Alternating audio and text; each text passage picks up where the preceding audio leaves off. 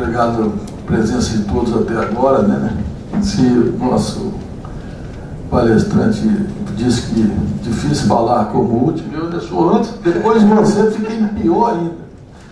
Mas espero que a nossa contribuição seja complementar, ou pelo menos em parte complementar, porque a gente nunca sabe, né, num seminário como esse, a plateia e também quem nos antecede. Então acaba a gente fazendo um apanhado geral, mas eu vou tentar me ater ou focar em pontos que eu acho que a nossa experiência possa contribuir para esse debate dentro do tema que nos foi dado, que é a brasilidade. Eu sou presidente do Instituto recém-criado, foi criado ano passado por um grupo de 18 profissionais ligados ao tema da atividade criativa, e esse instituto tem como finalidade trabalhar de forma articulada com outros parceiros no sentido de promover a economia criativa, agregando a experiência desse grupo. É o da direita, né?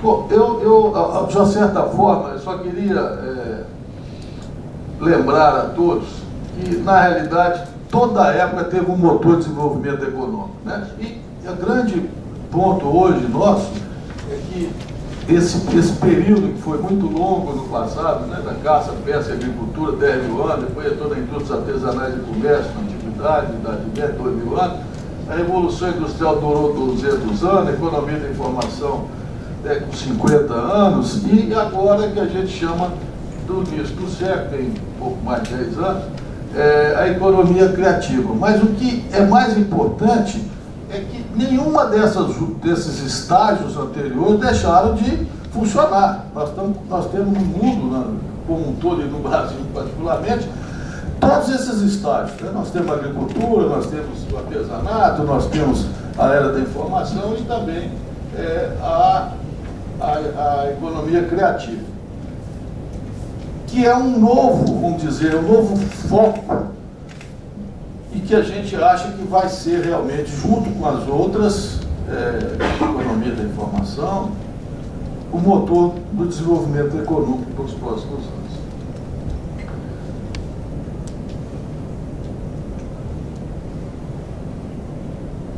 Isso que eu me referi, quer dizer, todos hoje, aliás, foi muito bem dito aqui pela secretária no início, quer dizer, ela teve que juntar, não sei, 9, 12 ministérios, porque todos eles estavam representados, a indústria estava representada, a agricultura, o desenvolvimento social, quer dizer, então, isso tudo faz com que a economia criativa não seja só o que a gente pensa aqui, que é só o intelecto, só a ideia transformada, o intangível no tangível, não. Nós temos que ter os exemplos clássicos, até para, lógico, aqui foi trazido fortemente nos últimos dois palestrantes, exemplo de imóveis, né? Mas são exemplos quase que diria imóveis autorais. E imóveis autorais têm sua importância fundamental, até pelo design, pela imagem, mas o impacto dele social e econômico é muito pequeno, se não soubesse ser explorado, porque o que gera emprego e renda é a produção mais massiva, né? Então nós temos que ter outros parâmetros de análise para que a gente possa trabalhar nisso, desde que a gente queira ter inclusão social, a gente queira ter sustentabilidade, a gente queira ter desenvolvimento econômico e criação de renda. O que a gente entende no nosso Instituto Brasil de Economia Criativa sobre esse termo, que é novo, ainda não existe um consenso do que é economia criativa, quais são os segmentos que compõem essa economia criativa, mas de uma certa forma já há um consenso para que é uma forma de traduzir os anseios emergentes do século XXI, baseando-se fundamentalmente nas atividades cerebrais sensoriais, objetivando a liberdade, o lazer, a emoção, o sentimento, a experiência de interatividade, com ações fundamentadas na responsabilidade social, aqui no responsabilidade social com um entendimento mais amplo, que abrange a cultura, o ambiente e a economia. Aí vem o tema, quer dizer, a indústria criativa. E aí eu vou levantar para o aspecto da brasilidade e a diferenciação dos produtos, né? Hoje a palavra de ordem no mundo é que a gente precisa ser diferenciado, a gente precisa ser criativo, a gente precisa ser inovador. Agora, se a gente não tiver isso é um processo, né, gente? A gente sabe que isso é um processo que envolve N variáveis aí para que a gente alcance isso de forma eficiente. Mas se você não tiver por trás, aí vem os aspectos que foram bem levantados, culturais, os aspectos da brasilidade, como pano de fundo para que essa criatividade seja exercida, nós realmente vamos ter dificuldades de competir no mercado cada vez mais globalizado e que tem um paradoxo.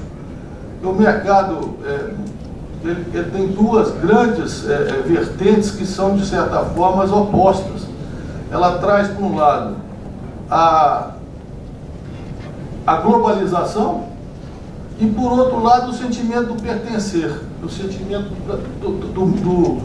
da busca de origem, da individualidade, da diferenciação. Isso não é fácil, porque são coisas bastante distintas e tem mercado para tudo, levando para o lado mais econômico para isso. Então, a economia criativa está muito dentro do que o Ralph Chancellor falou no Dream Society, né, que foi o lançamento da ideia da história por trás dos produtos. O que diferencia realmente com mais facilidade a criação dos produtos é que se eles incorporam uma história. E essa história toca diferentemente diversas pessoas nos diversos países. Então a gente tem que saber trabalhar muito bem isso. Dentro dessa história, normalmente a pessoa conta histórias sobre um companheirismo e amizade. São os grandes pontos que devem ser explorados na hora que você estiver fazendo um produto, né? Então, companheirismo e amizade é muito importante isso. Aliás, tem o telefone ali, pais, namorado. Hoje, se a gente lembrar do Dia dos Pais, Dia das Mães, etc., todas as grandes companhias telefônicas fizeram publicidade recente em que é o vovô ligando para a netinha, é a brincadeira do filho com o pai. Quer dizer, ou seja, ali ele não está vendendo um telefone, ele não está vendendo o uso do telefone, ele está vendendo a amizade, a família, né, o companheirismo. E isso é importante que isso toca. O amor, né, que é sempre muito bem lembrado, nós acabamos de ter o Dia dos Namorados agora, que é outro cuidado e atenção. Então, cada vez mais, ajuda solidária, ajuda voluntária no espírito de solidariedade, saúde, esporte, pets, religião, são coisas cada vez mais presentes dentro dos produtos. Ou seja, você não está vendendo o produto, você está vendendo a roupagem que ele é envolvida dentro desse espírito da história por trás do produto. Quem sou eu? Isso é muito importante hoje, cada vez mais, a procura da tribo, a procura do sentimento do pertencer, né? Aí você tem os espaços, você tem as religiões, etc., né? Também muito forte por trás do espírito. E a convicção com o meio ambiente, direitos humanos, ética, justiça social, que também é um assunto fundamental para que a gente possa incorporar nos nossos produtos. Eu trouxe três rápidos exemplos de antigos, inclusive. O primeiro é muito antigo, que é do Marlboro. O Marlboro, ele vendia cigarro há muitos anos, né, 50 ou 100 anos nos Estados Unidos, não vendendo o produto, mas vendendo o sentimento de aventura, o sentimento da liberdade, né? Era um cavaleiro solitário, etc. Depois você tem, eu fiz até um contraste aqui do estilo de vida americano, da Budweiser, que por sinal foi comprada pela Embev, né?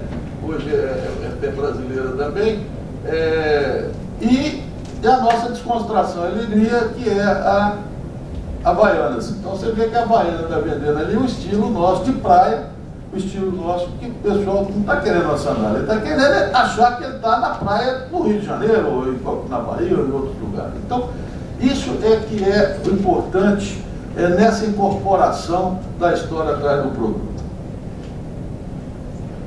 Bom, mas como a gente estava falando de brasilidade, eu tomei a liberdade de trazer para vocês, acho que a maioria aqui já conhece, que é a Cara Brasileira, que foi um trabalho feito em 2002 pelo SEBRAE Nacional, onde ele fez uma pesquisa ampla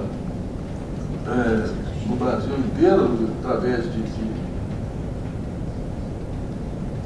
pesquisas qualitativas e quantitativas, e ele chegou a algumas conclusões importantes, porque ele achava naquela época que a brasilidade deveria estar incorporada nos negócios. Ou seja, a gente devia trazer para os negócios, principalmente os pequenos e médios, a brasilidade. Então, ele levantou naquela época como patrimônio natural e cultural, e que deveria ser valorizado nessa busca da brasilidade, esses pontos específicos. O que representa,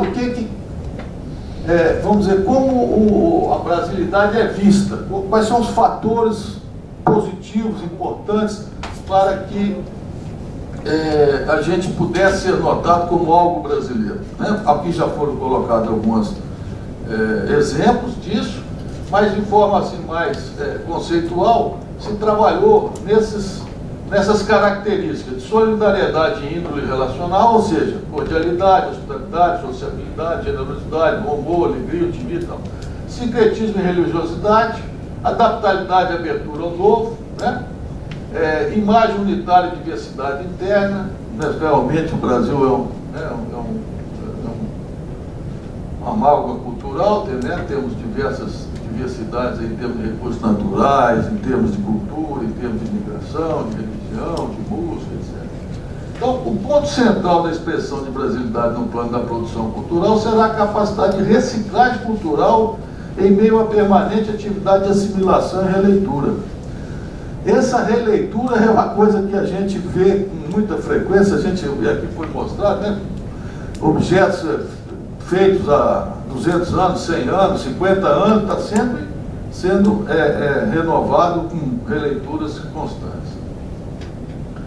E ficou como, para incorporar isso como uma mensagem de estratégias que deveria ser feito para essa nova cara brasileira, contagiar o visitante, que isso é uma coisa que é muito própria nossa, né, da hospitalidade, né? O Brasil é exuberante, aliás, foi muito bem retratado aqui pelo professor da Escola de Belas Artes, não sei se está aí ainda, ele saiu, mas ele deu isso com muita ênfase, né? Esse aspecto que aqui tudo é abundante, né? O sentimento, as cores, as músicas, as festas, a natureza. Rejuvenescendo no Brasil, é um país jovem, inteligente, criativo, dinâmico, o parentesco global, convivência pacífica entre as diferentes raças e culturas e nacionalidades, facilita a identificação. Aqui há um dado interessante, já a segunda pesquisa que eu tenho acesso nos anos, e todas elas confirmam um fato que o Brasil é quase que único nisso. Dos países grandes, certamente ele deve ser o único país onde todas essas pesquisas internacionais, essa última que eu tenho, eu acho que foi da McKinsey, eles dizem o seguinte: o Brasil, eles fizeram uma pesquisa em 60 países do mundo para ver quem acha o que do outro país. O Brasil foi um dos poucos países, ou se não o único país grande, que não tinha ninguém contrário a ele. Não tinha nenhum sentimento negativo contra o Brasil. Tinha indiferença. Não conheço, desconheço, mas negativo ninguém. Diferentemente da maioria, que todo mundo tem 3, 4 países que tem horror do outro, né? Então nós não temos esse problema de animosidade, de rejeição. O Brasil, ele pode não ser conhecido, mas ele não é rejeitado. E quem o conhece normalmente tem um aspecto bastante positivo. Isso a gente tem que aproveitar cada vez mais. E beleza, o encanto a vida necessita de beleza, o produto deve desenhar o mundo a cada dia, trazendo o seu encanto. Aí, eu quero trazer para vocês aqui um pouquinho de exemplo. Quando eu também faço parte do Instituto Brasileiro de Gemas e Metais Preciosos, de joias, e a gente, nessa área de joias, todo mundo sabe, design é uma coisa fundamental, né? Para nós, a gente diz que design não é fator de diferenciação, é obrigação. A gente já tem, por exemplo, o IBGM, que é o Instituto, tem um prêmio há mais de 20 anos de design, e realmente o Brasil tem um posicionamento internacional muito importante nisso, e nós já fizemos vários projetos tentando trazer a brasilidade para o mundo das joias e das bijuterias. E, inclusive, até fizemos com o Ministério do Turismo um ano inteirinho só sobre as 5 regiões brasileiras, e nós fizemos desenho de joias e bijuterias para as 5 regiões brasileiras, só em aspectos turísticos. Foi muito interessante. Fizemos também ligando ao artesanato, fizemos ligando aos biomas brasileiros. Então, a gente tenta trazer muito isso. E eu queria mostrar para vocês como isso é possível. Quer dizer, então, eu trouxe aqui, por exemplo, esse aqui é na área de turismo. Vocês veem esse anel. Esse anel é um anel que traz alguns fatores, inclusive, interessantes. Se vocês olharem, a luz está muito em cima, mas aquilo que está ali são peixinhos. Aqueles peixes são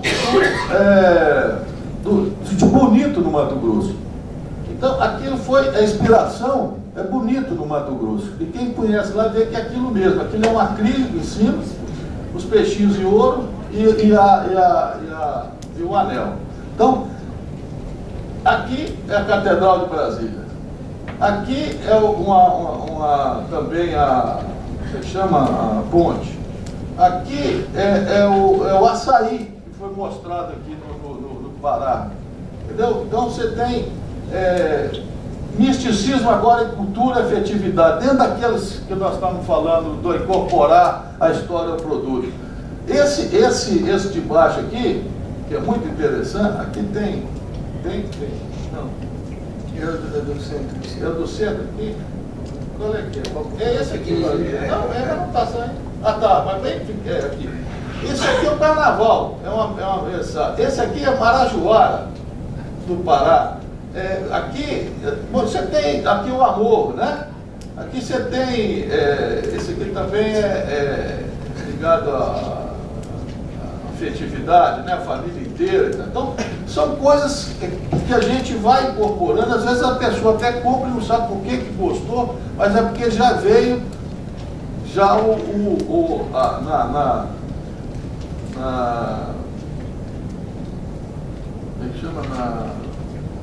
na ideia dela, né, do sentimento, coisas às vezes familiares, ou coisas que tocou no passado e é absorvida. Aqui nós temos a fauna e a flora também, pela diversidade e variedade, aqui, inclusive incorporando, por exemplo, fibras amazônicas. Isso aqui é uma fibra de coco da Amazônia.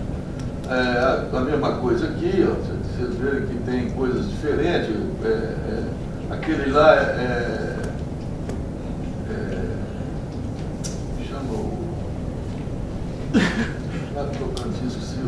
esse aqui é muito interessante. Esse aqui é couro de jacaré. Opa, desculpa. Esse aqui da direita, que tem aquele é feito chamado joia pantaneira. Nós fizemos uma coleção de joias só do Pantanal. Então, isso foi absorvido também. Aquele é o capim dourado, que eu queria lembrar o nome, capim dourado do Tocantins. Esse aqui também é do Pantanal. Você lembra que tem muitas fotografias do Pantanal de árvores em cima de árvores em cima de árvores e tal, foi feito em cima disso. Então, eu falei rapidamente no início, né, que a gente tinha, até para que a gente pudesse aproveitar essa experiência de diversos companheiros que já trabalhavam, tanto a nível de associações de classe, quanto de empresas e governo, nós juntamos esse grupo, na área, são engenheiros, economistas, designers, administradores, etc., para que a gente pudesse trabalhar essas ideias, né, transformando o que a gente chama de projetos que levam o intangível ao tangível sustentável, né, sustentável inclusive na autossustentação. E a gente tem procurado fazer algumas coisas dentro dessa linha, e uma das coisas que nós estamos pensando agora, já está desenvolvendo, nós estamos negociando isso já com outras instituições, é trazer a brasilidade para o souvenir brasileiro. Então, isso nós fizemos já várias pesquisas, né, no passado, e agora, inclusive, com a Copa do Mundo, com Olimpíadas, etc., há uma necessidade muito grande de você incorporar as lembranças que todo mundo, não só o brasileiro vai trazer, mas também os internacionais, possam trazer produtos que levem esse conceito novo de Brasil, que incorpora o design, a brasilidade, que incorpora, que sejam úteis, que tenham realmente alguma representatividade cultural, etc. Então, a gente tenta, esse é o objetivo, né? Nós vamos trabalhar inclusive com os APLs, são inúmeros APLs no Brasil inteiro, vamos trabalhar as duas capitais, vai se tentar fazer uma marca de um souvenir brasileiro. Então, esses devem incorporar design, qualidade, sustentabilidade, com inspiração em aspectos culturais, na diversidade da fauna e da flora, nos pontos turísticos, misticismo, afetividade na moda brasileira. Então, é óbvio que esse é um projeto muito amplo, mas que vai realmente possibilitar a incorporação de todos esses valores que nós colocamos aqui, dando abertura para que a pequena empresa, o microempresário, o empreendedor individual possa participar de um programa maior, tirando proveito, inclusive, das oportunidades geradas pelo aumento do turismo interno e pelos grandes eventos que nós estamos realizando. Então, a conclusão que eu faço aqui é o seguinte: existem muitas e crescentes oportunidades de negócio nos diversos segmentos da economia criativa, o negócio das ideias. O empreendedor deve ficar atento para percebê-las e utilizar a sua criatividade e capital intelectual, gerando bens e serviços inovadores. Esses devem estar envoltos em uma história, incorporando valores culturais, e aí a brasilidade está incluída, com o objetivo de proporcionar alegria, lazer, emoções, satisfação e expressão de sentimentos. Tudo isso com muito design, garantindo sua diferenciação e sua competitividade. Obrigado.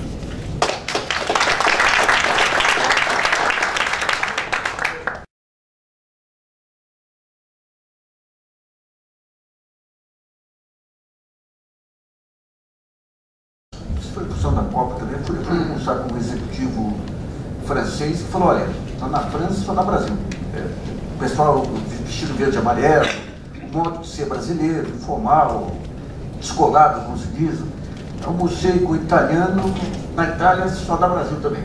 Todo mundo usando verde e amarelo. Ousei escrever que o Brasil estava virando a bola da vez, mas tive um quebra-pau com um colega jornalista lá da Folha. Fala, não, isso aí porque verde e amarelo é uma cor bonita. Eu falei, mas por que só agora que descobriram que é bonito também? Então, digamos, esse processo de derrubada de autoestima aí foi fantástico. O Brasil ele passou a ser visto a partir de fora para dentro. Você, pegando um jornal, daí a internet teve um papel fundamental, trazendo as notícias de lá e furando essa barreira aí da baixa autoestima. Né? E um outro exemplinho aí, minha filha foi trabalhar na Argentina, num projeto envolvendo vários países latino-americanos, em cima dentro desse sistema SAP. Então você tinha vários grupos, sei lá, os argentinos, os brasileiros, você tinha os uruguaios, você tinha os chilenos. E ela fez um trabalho de conclusão de curso na PUC, analisando as características culturais de cada país, como que se refletiu na atuação desses grupos que ela fazia parte lá. Mandou um questionário para todo mundo lá. Então é o seguinte, o desenho final, né? O argentino, o que é? O argentino é muito bom para mandar, tem dificuldade para obedecer. O chileno era o mais profissional, digamos assim. O Uruguai tinha suas características. E o brasileiro era algo que já nos anos 90 já pintava isso, o mediador. Eu lembro que ouvi muito com o Dr. Walter Moreira Salles, que é o mais internacional dos brasileiros, ele dizia que lá fora já se pensava que quando o Brasil se integrasse ao mundo, o executivo brasileiro seria o mediador. E ela me contou um caso muito engraçado, um uruguai e o argentino quebrando o pau, né? Daí entra um brasileiro, pega a mão de um, a mão de outro e fala, repitam comigo, amigos. acabou o rolo na hora. Bom, tá... Você até foi, por exemplo, no sul, na divisa com o Rio Grande do Sul, até pouco você estava o Uruguai lá, o argentino aqui, um não olhava o outro. Eu tenho na família, tem uma irmã Nassif e tem um cunhado Sternovski, que é judeu. E o meu sobrinho Tomás, quando ele era pequeno, ele usava uma cruz, uma estrela de Davi, foi pedir para a mãe uma cruz. E minha mãe, como foi muito religiosa, perguntou o motivo da cruz. Falei que estrela de Davi não é muito bom contra vampiros. Queria agradecer muito aos dois expositores, acho que faltava para dar um fecho aí, essa injeção de brasilidade aí que está voltando. Muito obrigado aos dois e obrigado aos senhores também.